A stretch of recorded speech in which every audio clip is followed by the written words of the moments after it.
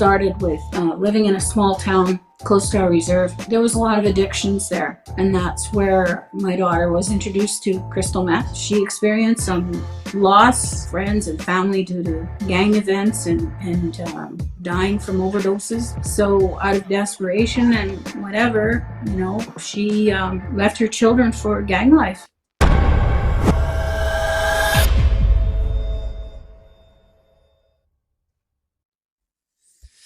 What's up, everybody? My name is Daniel Unmanageable, and this is Hard Knocks Talks. Today's guest, Patricia Whitebear, is here to share her story of survival with addiction and gang members in her family and community. We are also going to hear about what she is doing to make a difference with her Saskatoon, Saskatchewan-based program, the Family Addictions Healing Circle, and we're going to meet her right after this.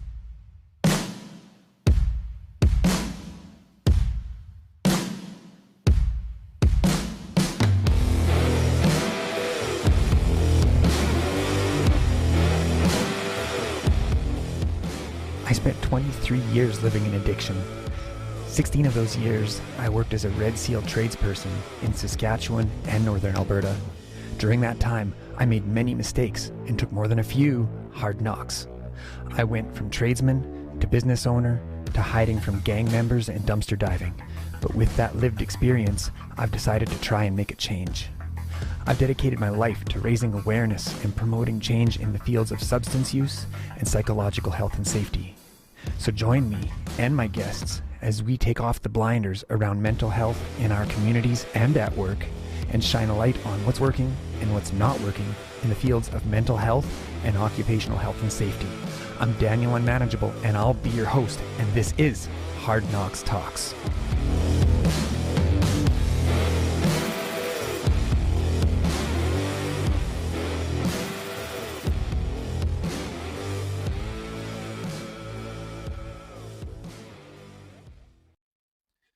Okay, before we bring in Patricia, I'd like to let you know that today's live production is brought to you in part by Prairie Sky Recovery Centre in Leipzig, Saskatchewan, Stronger Together Canada peer-led support groups by Moms Stop the Harm, and the Family Addictions Healing Circle in Saskatoon, Saskatchewan. If you'd like to learn more about our sponsors, get on our email list, keep up with all our upcoming streams, and more, visit www.hardknockstalks.com. Let's bring in Patricia. Hello, Patricia. Hi, everyone. Hi, Daniel. How are you feeling today? Really nervous. You will. The nerves will calm down in a few minutes. We'll settle in. It'll be good. It'll be good. Is there anything that you'd like to say before we get started today? Actually, I'd like to start with a wee prayer. I'd like to any event that I'm at, or public speaking or involved with. I see. Okay. I have a little visitor. Sorry. That's all right. You gotta go get anyways, Kendra. I'd like to start with a prayer. Dear Creator, and anybody can join in your own language, however you say your prayers to the great beyond. Creator, bless our audience. The ones struggling with addictions, give them the tools, the hope, and the inspiration to reach out for help. Bless the people in the health area who tend to those with overdoses. I pray for the families struggling to understand. Give us strength and courage to continue to give hope and build awareness. Dear Creator, bless the people that are helping us today to bring this word out to you and inspire others. And we thank you for all the people that have been on the show. And please help them stay in their recovery as well. Amen. Thank you. Beautiful. All right, let's dive in.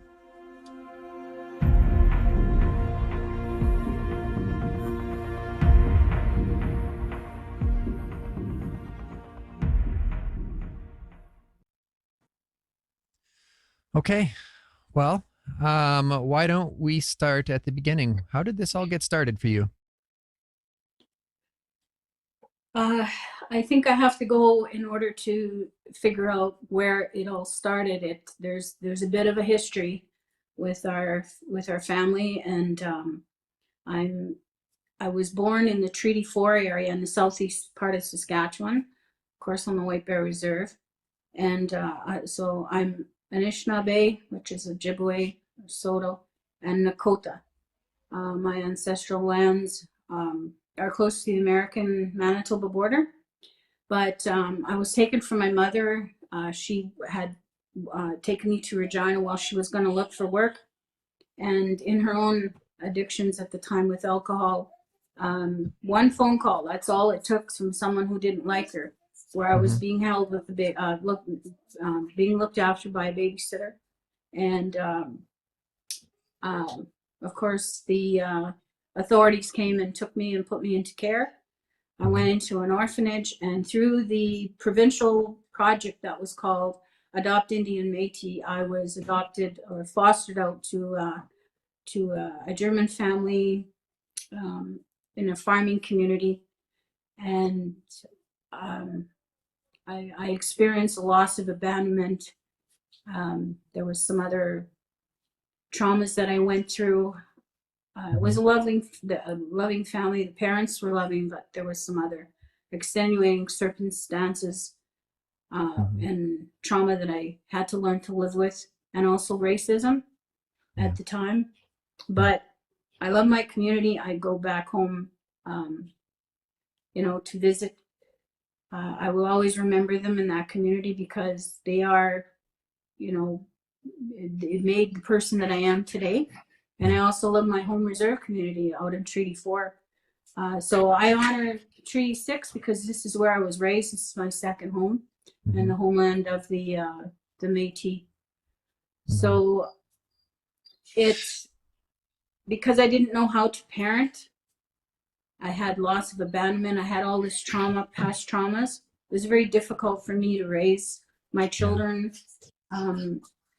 At the time when I was married, it was we were looking for the gold, I guess, in Fort McMurray, and there was a lot of drugs and alcohol there, and it's not something I felt comfortable with.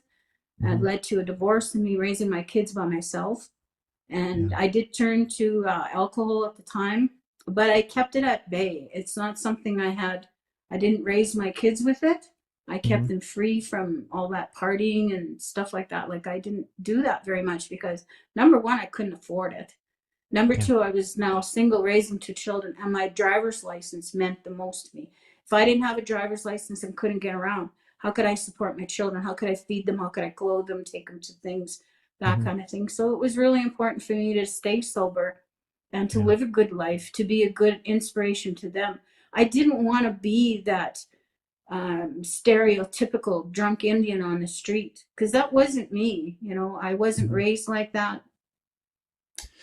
And so, you mentioned, now speaking of stereotypes, let's take a step back for just a moment, and I'll admit when Kendra came in and started talking, that sort of threw me off my game a little bit. So let's take a step back.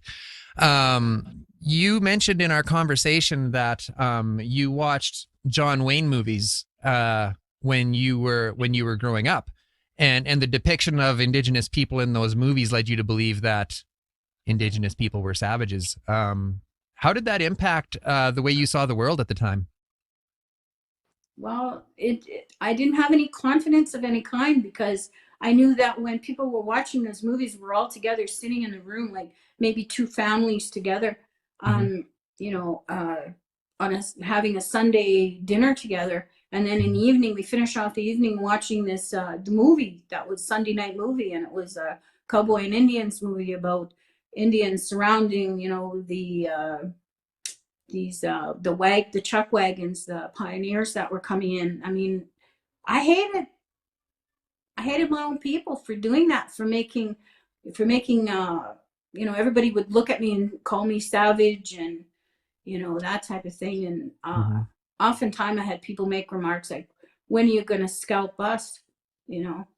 So that was kind of harsh to grow up with. Yeah. But I also had good, loving friends too, that I will never, ever forget how well they treated me and got me through. But I did deal with alcohol abuse at a very young age. And I You tried also, not to be Indian. I stayed out of the sun. I bleached my skin so that oh I wow. would look more white. Hmm. I wore long sleeves so that I didn't tan. Hmm. But I really made myself sick bleaching my skin. That was no good. Yeah, yeah, no Yeah, kidding. yeah. You So I also, landed up being prejudiced against my own people, really, because yeah. I didn't know. We didn't learn much about that in school back then. We didn't know what a treaty was and all of that. Hmm. You also lost a father, your father at 5 years old, correct? Yes, my birth father. When I Yeah. finally found my family, I went home and I got to know the history behind what really happened. Hmm. What the welfare worker told me was not the truth. None of Hmm. it was the truth, and I don't know if wasn't really her fault. She only had to work with what she knew back then, Hmm. right? And what she was given as part of the information, and none of it was right. None of it was true. My Yeah. adoption file is, like what my welfare worker told me. None of it was true. I was not Métis. I was a status Indian. I Hmm. had a treaty number. All of it. I was always registered on my band. They always kind of knew who I was. I was somebody out there adopted, but Hmm. when I was now registered in my adopted name, Hmm. once I became just before I turned 18, Yeah. I And it's was now interesting. legally adopted. It's interesting that you mentioned that that cued a memory of, for me, I was in First Nations University last year. I did a semester in Indigenous social work, and they talked about, even though our intentions are good, our policies are horribly flawed, and even the best intentioned social worker can go down the wrong path, even unwittingly sometimes. Yeah. So When I found out from my real family what really happened, and then I looked at my adoption file and everything was redacted, it was like taken out, blacked out. I still could fill in the lines because I knew from my birth family the real story, what really mhm, happened. So it was mhm, easy to understand. And then it broke my heart knowing that some other things that the adopted family had received money for me, mhm, and yet we had to work so hard on the farm to get certain conveniences that we would like getting a bicycle. I didn't know that welfare paid them to actually get me a bicycle. Little things like that, yeah. kind of grind you in a way. Yeah, but you have to let that all go. So Was how all did part of the system back then. Yeah. Yeah. How did your experiences growing up, how do you think your experiences growing up affected the way that you parented when you started having children? Well, abandonment issues for one. I still had PTSD from the trauma that I experienced during my life. I was also a suicide survivor. Um, Hmm. and just because I didn't know my identity, I didn't know, did I belong in the white world? Did I belong in with my family back home? Hmm. Um, and it was very difficult. And then when I actually found my birth family and I moved to the reserve to take a job and live there, then I experienced the flip side of the coin, and that was, oh, you're an apple.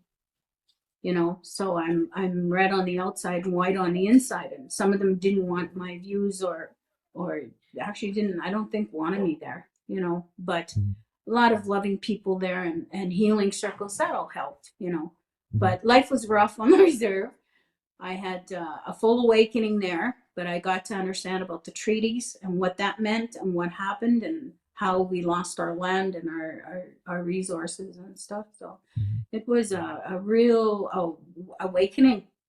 awakening, because So, I now didn't hate my people anymore. I could yeah. raise my children knowing, gee, we know our health records now. We know, you know, there's diabetes, there's colon cancer, that type of thing. I now had something to go on. Whereas before, when I was adopted, doctors used to ask me, well, what's your history? I go, I don't know. I was adopted. I don't have any information. I don't know anything. Hmm. I can only tell you about my adopted family, but that has Hmm. nothing to do with my medical history. So now at Hmm. least I had a medical history once I found my family, and I could pass it on to my children. Plus, I could also pass on to them what I was learning from the elders. I took them to ceremonies. We went to powwows, so we got into our culture, and that was our healing grace. So Absolutely. tell us a little bit about your experience, the experiences that you had that made you want to bring services into the community around addictions and recovery and healing. There was, there was, pardon me, years ago, my daughter had experienced with, partying around, and it started with living in a small town close to our reserve, and there was a lot of addictions there, and that's where my daughter was introduced to crystal meth. I didn't even know what it was at that time. I had no idea that the physical changes mentally, spiritually, and pardon me, would how it affects the brain and stuff. But back then, the meth was a little different. People could still function, they could still work, but it wasn't then like it is now. Now it's totally different. Now it's, mixed with other things and fentanyl, and the chances of overdosing or even death are there. But she got a job that was in 2004. She moved away from that lifestyle, moved into Regina, and she got a job, and everything was happening for her. She had her own apartment, everything was going good. She had her first child in 2008, and then in 2013 and 2014, and things were looking up. But she experienced some loss of friends and family due to gang events, and they were dying from overdoses. And so out of desperation and whatever, she left her children for gang life. And I had to step in and make sure they were protected, they were safe. So, and it was really hard to do. It was hard to face, but I had to keep them safe. You mentioned Sorry, go ahead. It's okay. You mentioned that you had safe words with your granddaughter that she could call if she ever felt unsafe in the home. Yeah. Did she ever do that? Yeah, she did. She called me at 4:00 in the morning, quite upset, crying, and I knew that I had to get over there as quickly as I could, and I did. I got there and realized my daughter had already gone, but I had to take the children and make sure they were safe. Be with grandma. Did you ever turn to the police or social services or mobile crisis or anything like that for assistance when out looking for your daughter or trying to care for your grandkids? Yes, I did. Yeah. How did that turn out? No, the first thing I always got was she's 18. She's old enough to make her own decisions. And there was just no help, no agency, nothing could get help. And my daughter had acquired brain injury, and that was my big worry. While on drugs, how is that going to affect the situation that she already had a pre-existing condition, so the mental wellness was my big concern for my daughter. And first of all, keep her children safe for her, so they didn't land up in the system like I did, being adopted, fostered. So that was my main goal, is to keep the children safe, keep them out of the system, and then find her some help. I couldn't find help, so I put word out there. I reached out. I learned whatever I could from the street. I did online searches, listened to podcasts, read books, because I had nothing to do at that point. Look after the children, but they were in school, and at nighttime, my mind would just wonder, like, what is she doing? I'd look at the clock. I wonder where she is. Wonder if she's safe. And it was raining. Sorry. It's okay. And I can take them. I'd wonder how she could choose her gang family over us, her own children. I was so full of anger that I was actually going to go out and try meth myself, because I always had this saying in my head, don't knock it until you try it. But in this particular case, I had a second thought, because I had to be there for the grandchildren. And if I got messed up in this stuff, like how she was, how on earth would I be able to look after them and their needs? Yeah.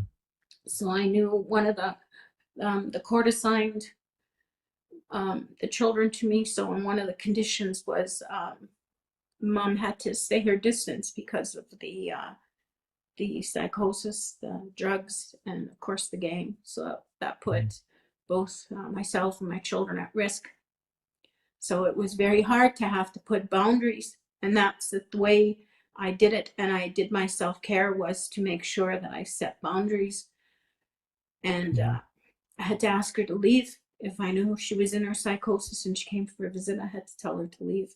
And that was When you, so when, hard. yeah.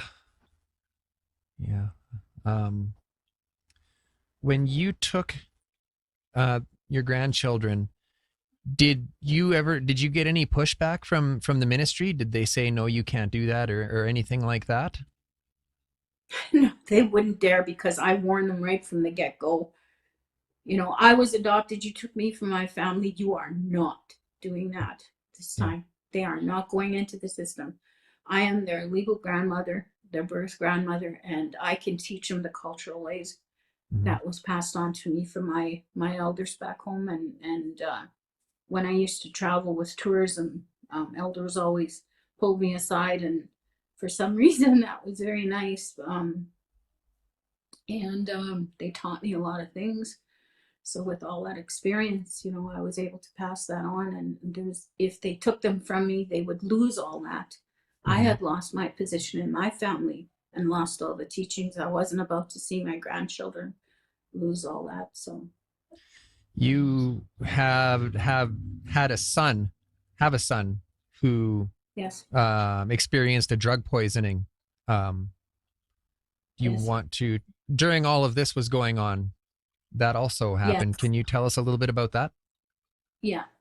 That was in 2008, and I got a call in the middle of the afternoon, or I think it was morning, around 11 o'clock, something like that, that my son was non-responsive, and he was laying there, and they couldn't wake him up.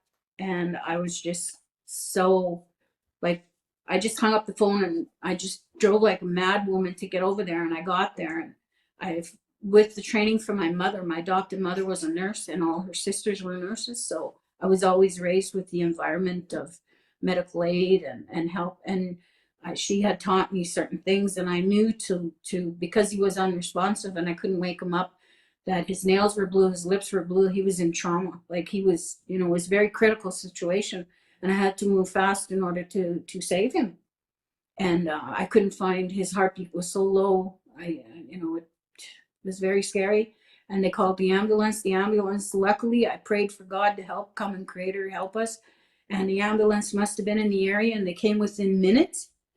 And they were able to, I believe, use Narcan or whatever to help him. And what happened, the reason that happened was he was in a gang at the time as well. And he's given me permission to relay this story. And he was trying to, him and his friend were trying to raise money quickly so they could start their own business, renovation business. And they were very close to being there. But they were trying to clean the streets of stuff like meth and all the bad drugs, you know, and trying to do good.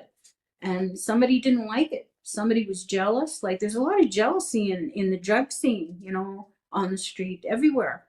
And what they did is they kept putting drops of this concoction of different drugs, opioids and everything, into his beer he was drinking. And finally he just knocked him right out.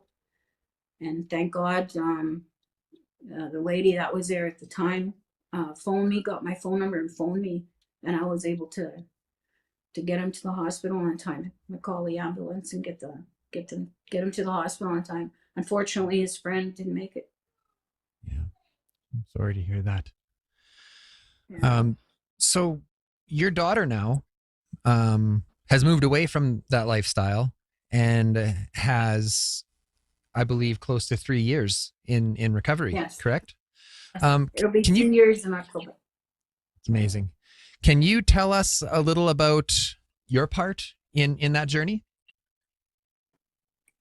Like I said, I reached out. CTV put it on the news, and then a lady, kind lady from Twigs and Squirrels, donated her. Jackie Jensen, the owner, she donated the back room of that Twigs and Squirrels on 20th Street, a little space where we could meet, and it was fantastic. So that's where we started in November of 2019. And I didn't even realize, like, I knew it was a godsend, like I knew it was supposed to happen because it happened during National Drug and Awareness Week. Yeah. I didn't even know that that first meeting was going to land up during that week. So Yeah. I knew it was definitely supposed to be. It was supposed to happen. And we started out with families and 2 members of our recovering team. At that time, they were in the recovery, but they were needing aftercare, looking for something else to add to their AA or their NA, what they were attending. So this was just another support system, and they thought they'd come and try it out, and we were so happy to have them come. And I always make sure when I have my circles that I feed people because Yes. they're coming on. That stands out to me whenever I'm invited, and I've attended your circle a few times, and it's always such an inviting environment, and there's always food. There's always, you don't get that in an AA meeting. No, So, I always try to feed my people. tell us a little bit about the day you found out that your daughter had made the decision to live a safer way. Were you skeptical at first? Were you scared at first? Like, tell us about your experience in, say, her first year of recovery, and how did you support her? Well, the first time that she's had 2 experiences of being incarcerated in Pine Grove, and the first time she went in, we would talk on the phone, and her psychosis wasn't that bad. Like you could still make things out. And when she came out, she stayed with us and the children, and because she was now recovering, she was sober. And she didn't have any contact with other people. She just stayed with us and the children. And I helped her rebond with her children because it was so important. And we were so happy to have her. Oh my God. It was just like, it was a godsend. Nothing compares to that joy of having your loved one back home with you. Were her children angry with her at first? At first, yes. One was really sad and withdrawn. The other was angry, kicking her, hitting her, because he didn't understand. Has ADHD, so his mind is running, double fast all of the time. He's very active, hyperactive. And the little one, well, he was a little sad, but he was very happy to have mommy home. So, it didn't matter what happened in the past. And that's how I told the children. Mommy's, and how do you have that conversation? It was very hard to have that conversation with grandchildren, but I was so grateful and thankful for the prayers of the group, because the group pulled me through and was able to help me understand how it affects the brain, like how from the recovering themselves that came to the table, that came to the circle. Without them, I don't know if I would have got the full picture, but seeing how, if they can do it, anybody can do it. And it's so fantastic that they shared their joys and their stories and their heartaches with us. And we never judged, because you can't judge. Nobody wanted to be, in addictions of any kind. It just happens because of all the trauma. Doesn't matter what race you are, what nationality you are, what age you are, what work status you are. You can be blue collar, white collar, whatever. I mean, there's people in university taking studies that are on it, and that's who we open our circle to. It's open to everybody. But the first time my daughter was incarcerated, I thought it was going to be over. I thought, okay, she's learned her lesson. This is good. This is great. So she got into a 28-day program, and one of the treatment centers here in town. And I thought it was over. I thought it was good. Yeah. And Cured. yeah. And she got her own apartment, and I helped her get furniture and stuff like that. And her children used to visit her there, and I thought it was safe. And then suddenly I stopped hearing from her. I stopped getting text messages, and of course the worry came on. But I wanted to give her space. I wanted to say, okay, Mom, back off now. You know, your daughter's doing okay. You got to have trust and faith in her, you know.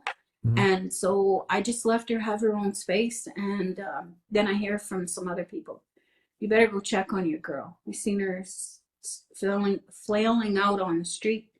I'm like, oh no. And it was heartbreaking. So I went to check on her, and I couldn't catch her at home. She was always gone, and nobody would answer the door. And then I started getting more stories on the street that, yeah, they'd seen her, and, you know, she doesn't look good. She's lost a lot of weight. She's, you know, really skinny and doesn't look well. And then I heard from someone else on the street, she was packing a sawed-off shotgun and an AK-47 in her backpack. How do you deal with that? I thought it was over. Yeah. And it wasn't over. So this was the relapse. And I had to have another conversation with the grandchildren. Mommy's not well, but we're going to hang in there because we have to. And we have to, you know, the Creator's going to help her. We're going to pray. So we used to pray together. And then I tried to look for her. And of course, I went into all this blame again. Yeah. And so you took this on yourself then? There was a time where you thought that this was all your fault? Oh, absolutely. You know. What were some of the things that, you know, during this time? Now we talked a little bit about this. You said that there were some things that you did. Tell us a little bit about how you took care of yourself so that you could remain present for the grandkids and you could be that open door for your family member when and if they did decide to come around. Yeah. Well, when she was incarcerated the second time, when I found out that I couldn't find her, I couldn't locate her, I tried everything. She was so fast, like when they're on meth, they're very fast. Their mind is going, and you know, it's very hard to keep up with them. And I could never physically find her. She was just here. People would say, "Oh, she was just here." You know, she's probably just around the corner. Go around the corner, she's gone. And I just sort of left it up to Creator will bring us together somehow. And then I got a call. You better check. I think she's in jail. I heard word that she's in danger. I called the jail, and they wouldn't tell me because they can't reveal that information, right? It's confidential information. But I knew there was clues I got. I could tell from the lady's voice that she was there. And I made a phone call to talk to her, and I got through, and then she called me after that. And her psychosis was, whoa, extreme. She was in segregation, and the psychosis only got worse with her withdrawing. So that's what I call forced withdrawal, because she's in jail, she's in seg, you know, she doesn't have anybody to talk to. She's all by herself, you know, in segregation. So how is the mind supposed to work when they're mentally not well, you know, because of the psychosis? And I just had to, it was very hard after we had conversations on the phone because the psychosis was so bad, and the hallucinations were bad. And I knew she was hearing voices. She was talking about shadow people. And I was just like, oh, how earth am I ever going to save her? I needed to save her. I needed to be the savior, because that's a mother's role. You want to look after them. You want to guide them. You want to teach them. You want to love them. And now I couldn't love her. She was in jail. I couldn't reach her. But thank God they realized when her psychosis was so bad, she was sent to North Battleford, and they did an assessment, and they found out she now had schizophrenia and bipolar from the drug psychosis. But they put her on the medication. Things started turning, better for her, a little bit easier. She had to go a couple times, I believe. But I stood by her with her court cases, and then she got out, and it was I was there for her. You were I brought her talking home. before we get past the court. You mentioned to me that you could see each other during these court cases, and you found ways to somewhat communicate and let each other know that you love each other. Tell us a little bit about that. Yeah, at first I didn't know she could see me, and then she waved to me, and I looked at the lawyer and I said, "She can see me?" Like, this is closed circuit television, right? Yeah, she knows. Okay. She knows. She can see you in the courtroom. So then it was like I was making signs. I love you, and she'd do it back. So it was our little fun game we had. Did you until ever she talk? was released. Did you talk about that after the fact? Like, after you did in fact see her face to face? Was that brought up? Yeah. What did she say about that? For sure. Did she tell you that She that just helped? loved Or? it. Yeah, she did. She knew that I was there, and I wasn't mad at her. I just had compassion and love for her, and as I always do and always will. It doesn't matter, people can relapse, but families forgive. There's so much hope, and that's what I'm trying to do with the circle, is give people hope, because families can have hope. There's ways to and steps you can take to do your self-care, because you have to look after yourself in order to have a good response for your child when they are finally coming and reaching out for recovery. So when we talk about self-care, what do you do specifically? Like, when you think self-care for Patricia, what do you do? I'm a singer. Kind of a shy one. I do it behind the scenes, not really public with that. Once in a while I'll go out and karaoke or sing live. Well, you came to our circles. We had karaoke nights and live performance, and I'm so grateful when you came and told your story. That was very impressive and very inspiring, so thank you for that. It was very therapeutic for me as well. I love being able to share my journey. You're a fantastic musician. Absolutely. Not many people know that. We're very grateful to have you. Yeah. So I do beading. I sing on the Star Maker app. I voice record with a lot of other very good, talented people. And I go to prayer meetings. I once in a while go to the 60 Scoop Healing Circle and get inspired by them, definitely. I do, go out and pick medicines, be out with nature. That's the big one. And still get involved with the culture, go to round dances and powwows now that it's open, and now that pandemic is, we're okay to go out and meet again. It's nice.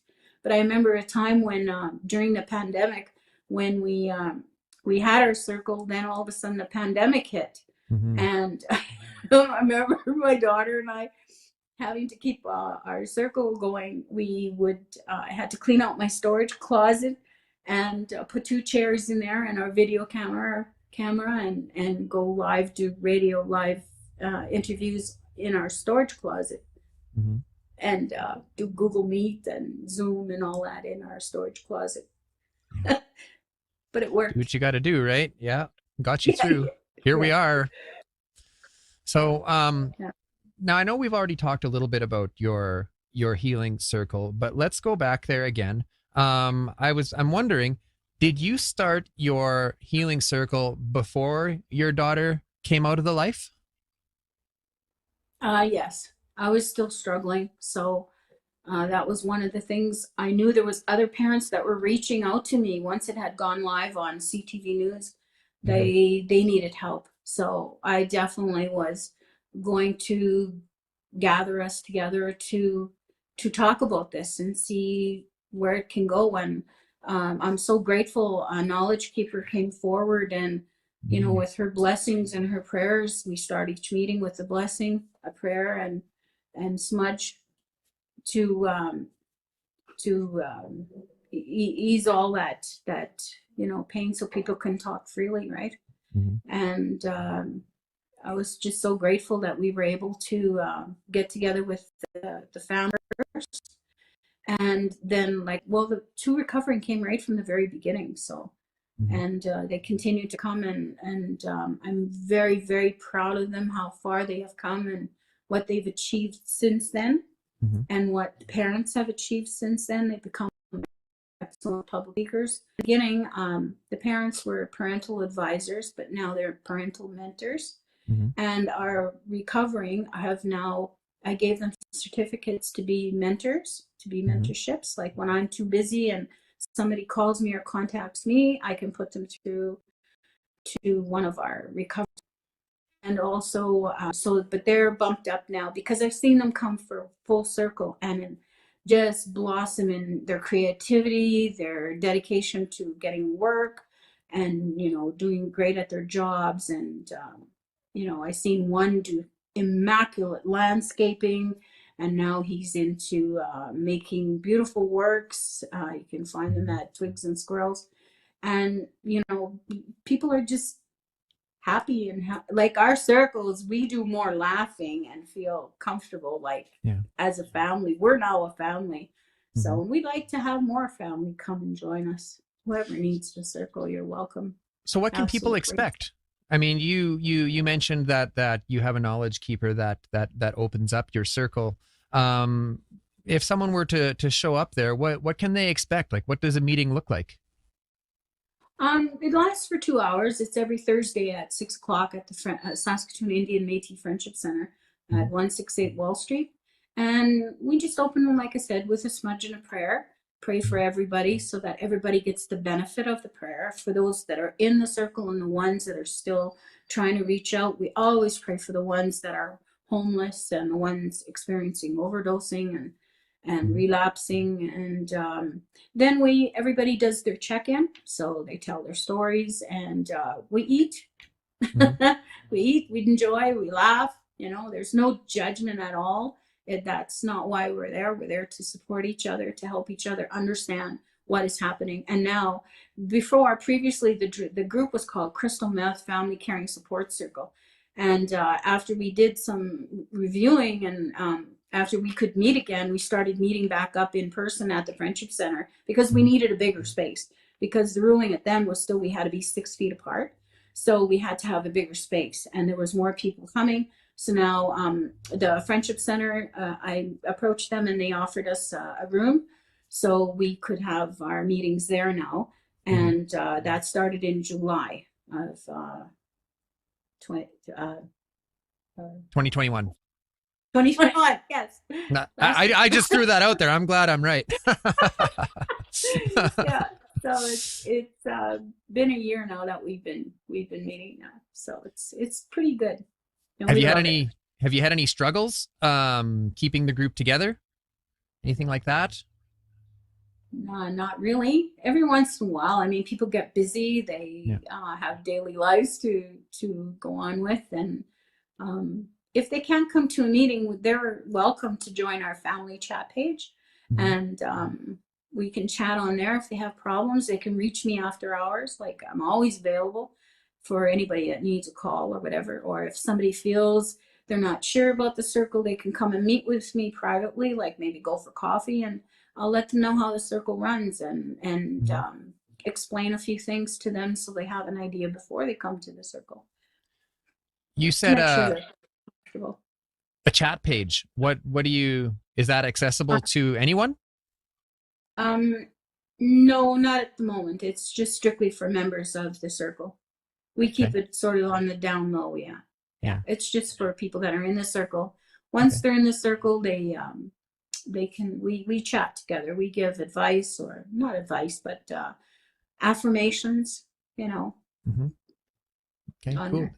Is there events that are coming up, which we have a big one coming up August 31st. Oh, tell us. Oh, August 31st is International Overdose Awareness Day, IOAD. Mm-hmm. And this year we're planning something at City Hall at the Civic Square. Like we did similar to on February 14th, it was called Heart to Heart, Heart to Heart Talks. And we had speakers and we had a vigil. I was there. Yeah, I remember that. Yeah. It was cold that day. Yeah. I remember. It was very Everybody cold. was cold. Next year we'll do it inside. Yeah. Yeah. We chose Valentine's Day because we lost our Valentines, due to overdose. And I personally experienced that. I lost my adopted son in Manitoba, and that was through meth laced with fentanyl. Yeah.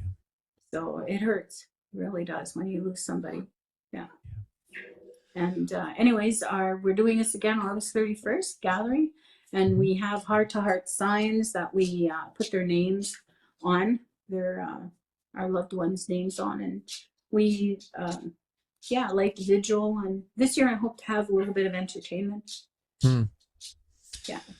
Cool. Anybody's welcome to join us. All right, my friend. I think that brings us to the end. I think we touched on all the things we wanted to touch on. Unless I'm forgetting something. Is there anything that you'd like to leave us with today? Oh, what are the best ways to find your circle? Do you have like an online presence? Is there a Facebook page?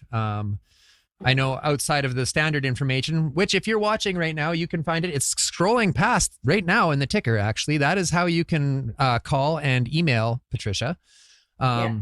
Is there any other way? To reach us, we don't have a Facebook page.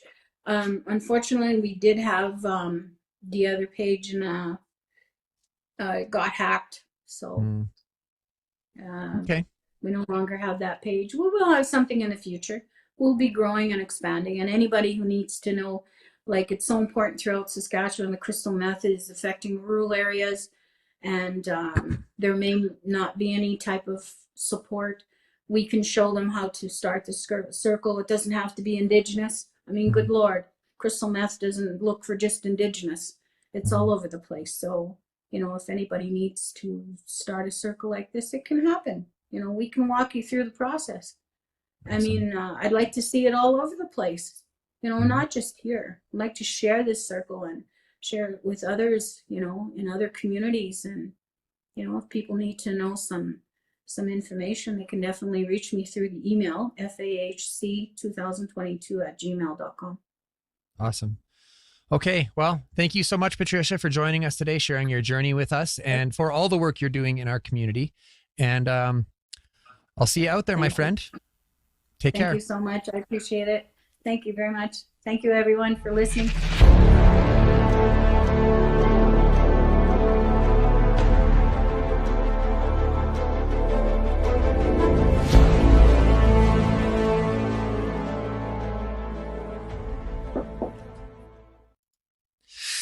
There is power in numbers. If you would like to contribute to ending the stigma around emotional pain, please subscribe to our Facebook page and follow us on Instagram. Like and comment your thoughts on our posts. Find us wherever you listen to podcasts. Let us come together with our lived and living experience as a resource that has the power to engage new thought processes, to promote new ideas, to broaden the spectrum of care, and to show the world that the lie is dead. We can recover. There is a safer way, and we're here to show you how. If you would like to see all that we have to offer, visit www.hardknockstalks.com. Take care, everyone. We'll see you next time.